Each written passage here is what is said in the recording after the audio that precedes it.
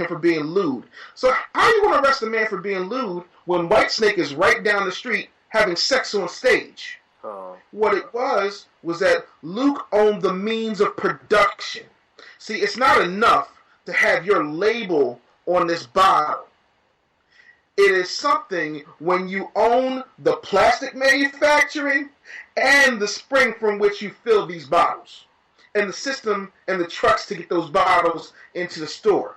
Luke not only was an artist, a producer, a writer, but he had the studio, he had the distribution channels, he owned the means of production. And that is the thing that most people who look like you and I miss. It's okay to have a record label if you want that, but a record label means you have to be dependent on Jewish money in order to get distributed.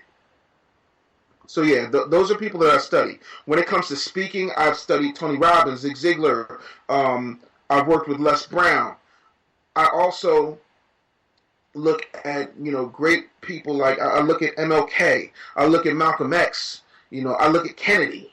I look at people who, when they speak, people listen.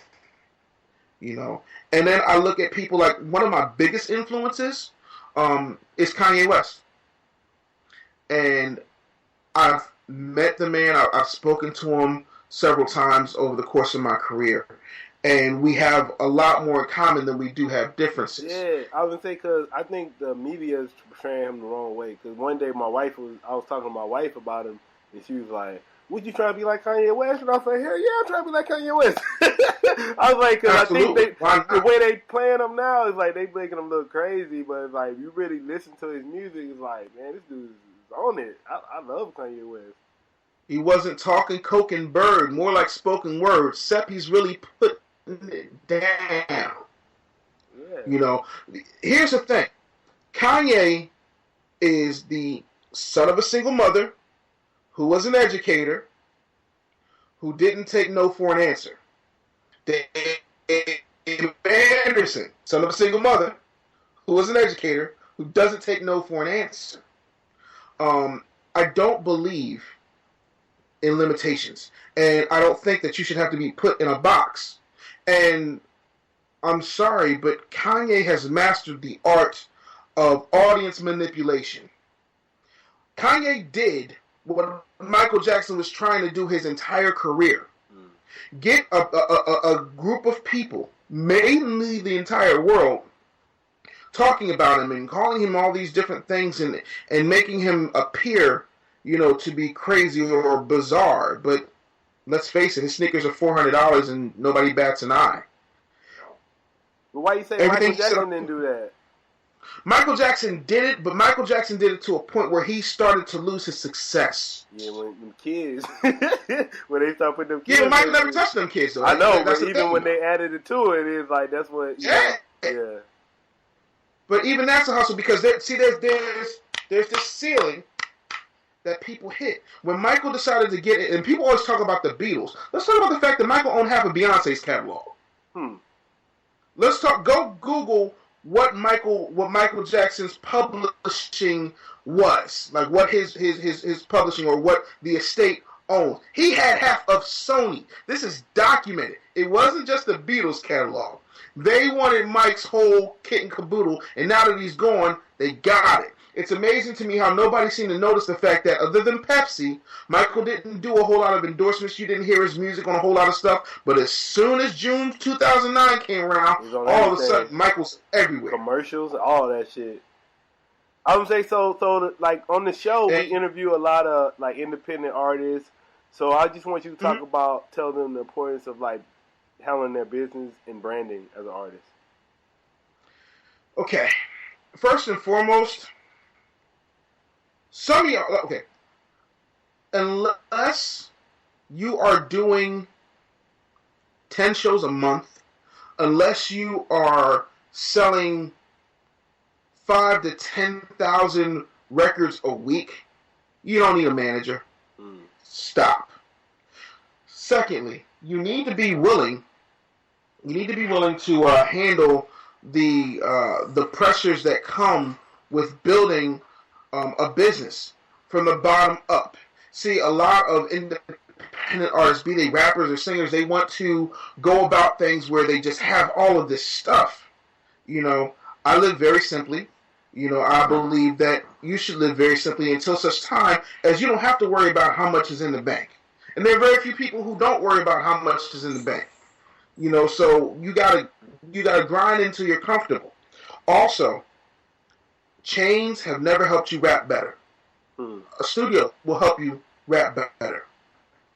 See, this thing that I'm talking to you on, this internet situation, this has leveled the playing field. For the first time in history, record labels are powerless. They're absolutely powerless. The reason that they came up with the 360 deal was because back in the day, they could take all of your money. Here's how it works. If there's a pie, you got 8% of the pie, they got 92. Everything that they spent a dime on, including your advance, studio time, videos, clothing, girls, flights, whatever the case may be, came out of your 8%, not their 92. So now you're still getting that 8%, and everything is coming out at 8%, but they're also getting a piece of every single thing you do. So if you do a deal with a t-shirt company, they get a piece of that. If you do a deal with Apple, they get a piece of that. If you do anything, all your show money, they get a piece of that. So you're selling yourself into slavery. So my advice to you is stay independent, but treat it like a political campaign. Shake hands, kiss babies, make videos every single day. You know, start talking about subject matter that matters. Start getting involved in issues. Have a humanitarian contribution, something that you do that is just for the kids. When I was in Nashville, Tennessee, before Young Buck got signed to G Unit, he was with a guy called D-Tay. Every single year, Young Buck and D-Tay would go to Kmart and they would literally buy out the entire toy section. So every poor kid in Nashville would have a toy for Christmas. These cats don't do that. It's about, ooh, look at me, I'm a rapper. Ooh, ooh. Man, I was going to say, so you kind of mentioned it, so with social media and digital media, I'm going to say, do you think even radio is the same? Because to me, it's like, okay, what I'm doing, a lot of people be like, oh, you need to get on radio, but I don't feel like I need to get on radio. But do you think radio is still important, like we got streaming and all that? Let me say this, and now that I'm not in the business and really don't have much of a desire to be in the business, I'm going to keep it 100% really, really real with you. And I've said this before, but I really need you to understand where I'm coming from.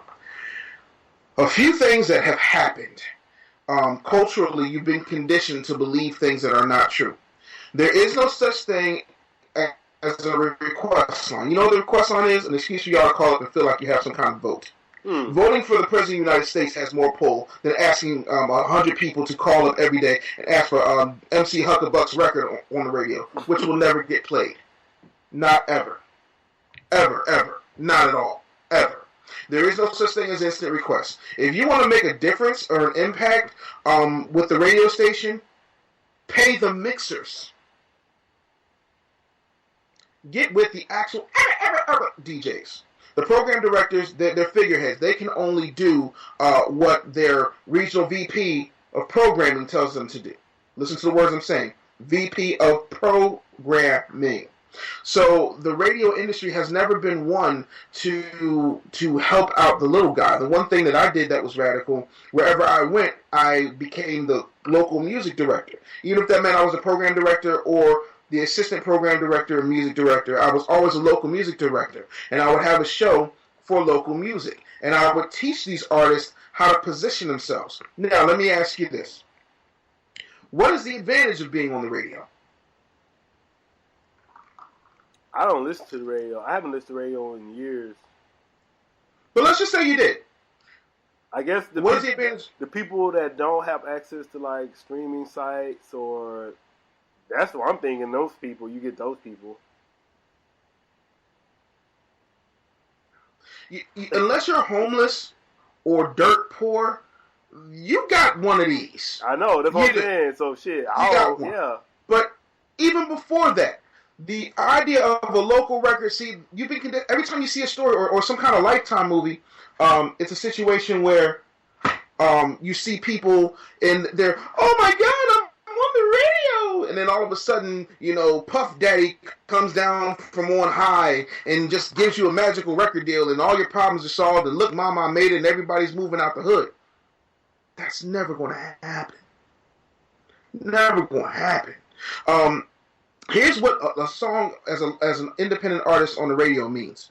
It means that you heard it, your homeboys heard it, a couple people may have heard it, but there's no call to action. There's no way to collect any qualitative data as to how many people actually heard it, because everything that they collect from data for the radio is done by a few people. They have a thing called a portable people meter now, which a very small handful of people got. When I was younger, it was a diary, and people would write down what they thought they heard and how long they were listening to it.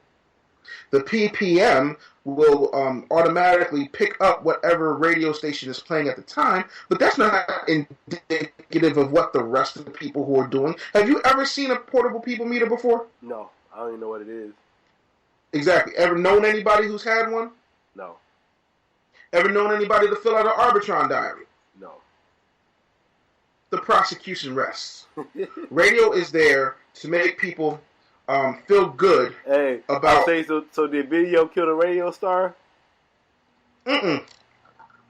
No. See, let's talk about the radio star for a minute. Who is the radio star? What we're going to pull up? Michael Jackson, Marvin Gaye, Rick James, Elvis Presley. All those people had people who paid the radio to play their records. So who's the radio star for real? Money is the radio star. Money is the video star. Even when 106 in Park was out, if you had 20 grand, I could get you on 106 in Park. Let's just keep it funky. All it takes is some bread. You know, and I use 106 in Park as a facetious example, but you get my point. Money talks, bullshit runs a marathon. You got people like Tech Nine. Tech Nine has never had a record deal. They keep begging him to get one. He's not going to sell himself into slavery. On the other hand, you have somebody like Meek Mill, who was signed with Charlie Mack, who's responsible for Will Smith and other folks, who went to Maybach and basically signed himself into slavery. Could have wrote his own ticket, but, you know, I believe in letting people do what makes them happy, but radio is not going to make you a star. Never has, never will. And I know you have the show, The Business Bully Show, and you just did an interview with David Banner. And then you also have the book. The book is called Pitch, Close, Upsell, Repeat on Amazon.com. So I just want you to talk about some of your current projects. All right, I did the Business Bully Show because people just kept asking me questions, and I couldn't just answer everybody. Like, I mean, I got a wife and kids. I got things to do. I got projects to work on. So, you know, I did the show so that once a week I could kind of answer questions and talk to people about how they move in the business world. And I try to find interesting people, whether they're famous or not, to give you a perspective that's different than what you would normally think of when it comes to business and how business needs to be handled. And so what winds up happening is people get educated by what's going on, and I'm able to give them some kind of perspective. And that's why I do the show. I wrote Pitch, Close, Upsell, Repeat for the same kind of reason. You know, there's a reason it's been on the bestseller list for so long. I believe that you need a manual. You know, you need something that's going to break down sales so it's not a scary thing. When people look at sales, they think about, I don't know, the guy with the tweed jacket with the leather patches coming out of a used car sales lot, you know, trying to hustle you. And that's not what sales is. Nothing moves. Not this cup, not this phone, not this comb, not this Bluetooth. Nothing moves without some kind of sale. So you have to respect the salespeople, but you have to become one yourself if you're ever going to be successful in business. Having passion is not enough. Having talent is not enough. Being cool is not enough. Having a famous friend is not enough. You have to be willing to sell, and you have to treat it like a skill. You know, if people treated selling the same way that they treated their desire to have sex, or their desire to have the latest weave in their head or the latest Jordans on their feet, then there'd be a lot more successful entrepreneurs out here, and businesses wouldn't close at an 87% rate. So what do you think about like Amazon, eBay? Like, I know a lot of people are selling off those sites. You think that's a good thing? Selling online, you mean? Yeah. Like, you know, a lot of people like now, like you can have like online stores, people can sell online, everything like that. Here's the thing. I have a shop